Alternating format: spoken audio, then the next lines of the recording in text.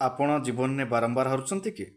ଜମା ଚିନ୍ତିତ ହୁଅନ୍ତୁ ନାହିଁ, କାରଣ ବାରମ୍ବାର ହାରିବା ପରେ ଆପଣ ଯେଉଁ ଥରେକେ ଜିତିବେ ସେଇଟା ଆପଣଙ୍କ ଜୀବନକୁ ପରିପୂର୍ଣ୍ଣ କରିଦେବ। ଆପଣ ଆପଣଙ୍କର କର୍ମ ଜାରି ରଖନ୍ତୁ। ଆପଣ ଆପଣଙ୍କ ଜୀବନରେ 100 ଥର ହାରିଲା ପରେ ବି କେବେ ବିଚଳିତ ହୁଅନ୍ତୁ ନାହିଁ। ଆପଣଙ୍କୁ କ'ଣ ଜଣାଅଛି, ଭଗବାନ ଆପଣଙ୍କ ପାଇଁ 101 ଥରରେ ଜିତିବା ପାଇଁ ଲେଖିଛନ୍ତି। ସବୁବେଳେ କର୍ମ କରି ଚାଲନ୍ତୁ, ଫଳକୁ ଆଶା କରନ୍ତୁ ନାହିଁ।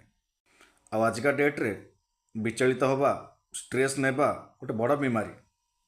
ଆଉ ଷ୍ଟ୍ରେସ୍ ବିଚଳିତ ହେଲେ cardiac arrest, blood pressure, heart attack ଭଳି ରୋଗ ମାଡ଼ି ବସିବ, ଆଉ ଅକାରଣେ ଆପଣଙ୍କ ଜୀବନ ଚାଲିଯିବ।